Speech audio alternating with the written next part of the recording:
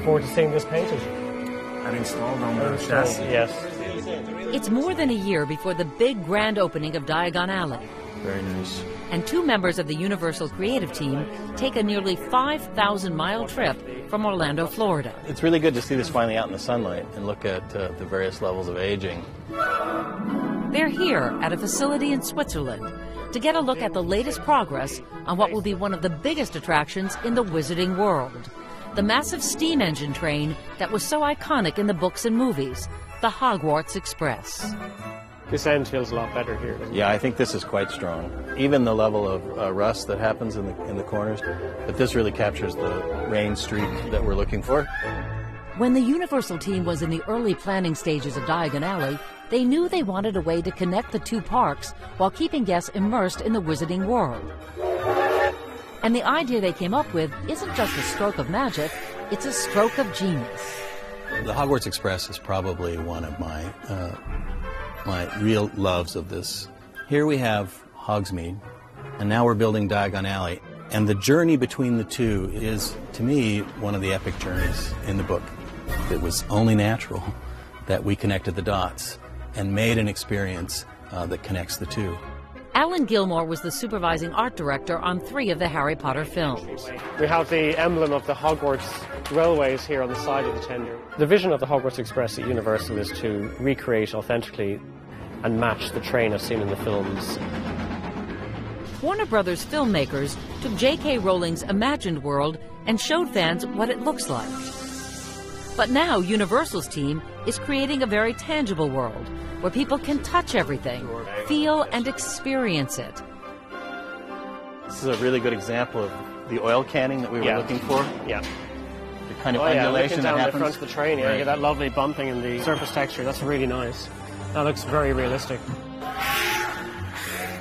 Back when the team was designing the train, their goal wasn't just to construct a ride, it was to deliver a real experience. Genuine English steel. And their mission has taken them to some places not necessarily associated with a theme park. It looks very like the train we saw in Scotland. Yeah. It just really resembles it. It's a really exciting journey we've been on. All the trips, all the hard work, going to London, going to Scotland, riding real steam trains, translating all those details into a real train which you see here in Switzerland. It's going to go on the left-hand side here below. Gilmore and Mason say the prototype is an object of Swiss perfection. Very good. Nice job.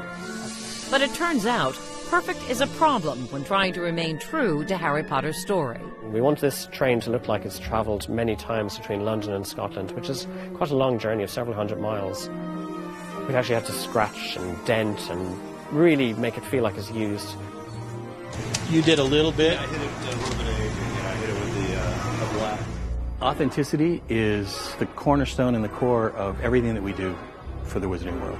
And everything down to the rivets and the screws and washers and the mahogany paneling that's inside this train, to the fabric on the seats, everything has been researched and authenticated to the highest level. It's about that low, isn't it? That's about right. The handle actually has to swing and not hit it. Yeah. When it's finished, the Hogwarts Express will incorporate some of the new scenes shot by Thierry Koo just for the experience. And some other surprises as well. The attraction actually involves all aspects of sound, feeling. You'll see something happening outside, and then that will react with you in the carriage. There'll be lighting effects. It'll be a whole show, really. It's a colossal effort to bring J.K. Rowling's words to life. Perhaps some of the passion behind this project is fueled by the importance of trains to the Harry Potter narrative. After all, the boy who lived was conjured up aboard one. It was nearly 25 years ago when J.K. Rowling was traveling by rail and inspiration struck. I was on the train from Manchester to London and it came, just came. Had something like that ever happened to you before? Yes, truthfully. I mean, other ideas had just come to me because I think if you're a writer and that's what you spend a huge amount of time doing, ideas do come to you. But nothing had ever come so with such a... I thought, God, I'd love to write that. And when I got off the train, I went straight home and I started writing. The author with the magic touch couldn't know then that the story she imagined would turn into 7 books, 8 movies, theme parks, and 1 rabid fan base. I've read each book 10 times now, except for the fourth one, which I've read 11 times. By 2005, when the 6th book of the series goes on sale at midnight, more than 5,000 bookstore parties nationwide celebrate what at the time is called the largest book launch in history. It's J.K. Rowling! And in Scotland, he stared around, looking up at the boxes. Rowling herself gives the very first reading of Harry Potter and the Half-Blood Prince at Edinburgh Castle. "This is brilliant," said Ron. In the summer of 2007, the 7th and final book, Harry Potter and the Deathly Hallows, is timed to be released within weeks of the 5th movie premiering. At this point, the boy wizard is cemented as a bona fide cultural phenomenon. I mean, it's kind of like Harry Potter mania. I've never seen it quite this big.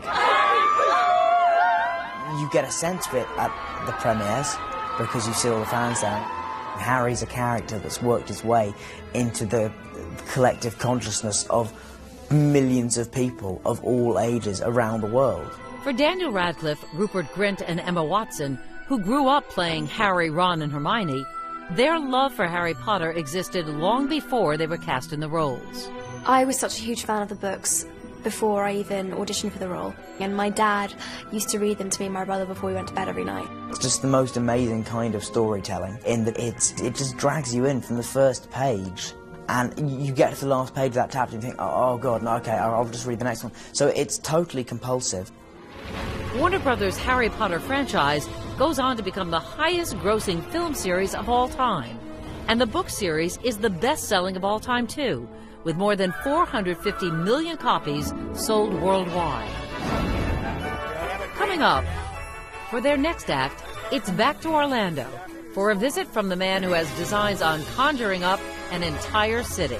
There must be a steel shortage in America.